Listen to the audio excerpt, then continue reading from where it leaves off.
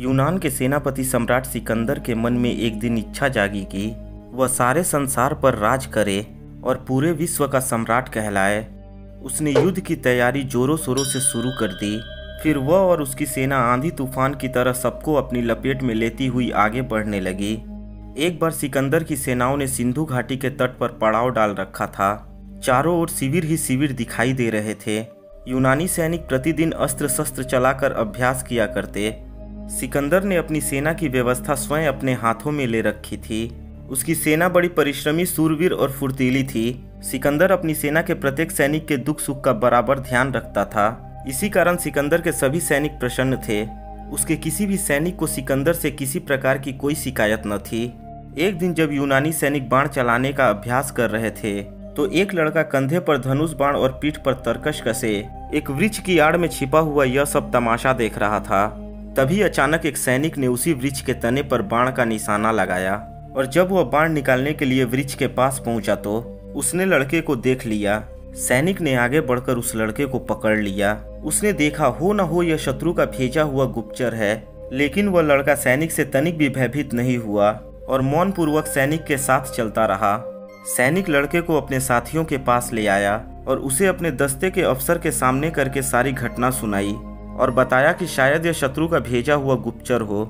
अफसर उस लड़के को तुरंत सम्राट सिकंदर की सेवा में ले गया। सम्राट सिकंदर ने लड़के को सिर से पांव तक देखा और गरज कर पूछा, तुम कौन हो? लड़के ने उत्तर दिया, मैं एक भारतीय हूँ। सिकंदर ने गुस्से से लड़के की ओर देखा और गरजा, क्या तुम हमें धोखा देने आए थे? नहीं, हम भारतीय किसी को धोखा देना महापाप समझते हैं। लड़के ने बड़ी विनम्रता से कहा। सिकंदर ने फिर गुस्से से देखा और पूछा, फिर तुम्हारे यहाँ आने का क्या उद्देश्य? लड़के ने कहा, हे वीर सम्राट, मुझे बाण चलाने का बड़ा शौक है। मैंने अपने पूर्वजों से सुन रखा था कि यूनानी सैनिक बाण चलाना बहुत अच्छी तरह से जानते हैं। इसीलिए इसी विचार से आपकी सेना के पास आ गया था ताकि बाण चलाना सीख सकूं। सम्राट सिकंदर ने क्रोध से लड़के की ओर देखा। लड़के के चेहरे पर जरा भी भय नहीं था। सिकंदर ने कहा, ए अबोध बालके, क्या तुझे इस बात का पता नहीं है कि तू शत्रु की ओर आ गया है? क्या तू नहीं जानता कि मैं तेरे देश का शत्रु हूँ? यदि मैं तुझे बंदी बना लूं या मार डालूं तो? लड़के ने तत्काल कहा, यह मैं अच्छी तरह से जानता हूँ कि सम्राट सिकंदर शूरवीर सम्राट हैं। हमारे देश में एक शूरवीर दूसरे शूरवीर का कभी अपमान नहीं करता। यही सब सोचकर यहाँ चला आया था। अब आप जो चाहें वो करें, आपकी इच्छा है। मैं जानता हूँ कि सिकंदर सम्राट जो कह देते हैं वो कर गुजरते हैं। संसार की कोई शक्ति सम्राट सिकंदर को रोक नहीं सकती। सम्राट सिकंदर उस वीर बालक की वीरता एवं साहस पर भाव विभोग हो उठा। उसने प्रसन्न होकर उसे मुक्त कर दिया। बालक की पीठ थपथपाते हुए कहा, जाओ वीर बालक, तुम स्वतंत्रता के साथ यूनानी सैनिकों के बीच घूम सकते हो और उनसे बाण चलाना सीख सकते हो। मेरी ओर से अनुमति है। दोस्तों, क्या आप जानते हैं कि वो बालक कौन था?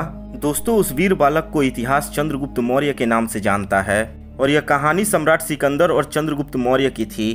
तो दोस्तों, यह कहानी आपको कैसी लगी कमेंट बॉक्स में लिख कर हमें जरूर बताएं। अगर यह वीडियो आपको अच्छी लगी हो तो वीडियो को लाइक करें, अपने दोस्तों के साथ शेयर करें और अगर आप सूर्या टॉक चैनल पर नए हैं तो चैनल को सब्सक्राइब करके बगल वाले बेल आइकन को जरूर दबा दें ताकि आने वाली वीडियो की नोटिफिकेशन आपको सबसे पहले मिल सके। तो दोस्तों, मिलते हैं अगली वीडियो में। जय हिंद, जय भारत।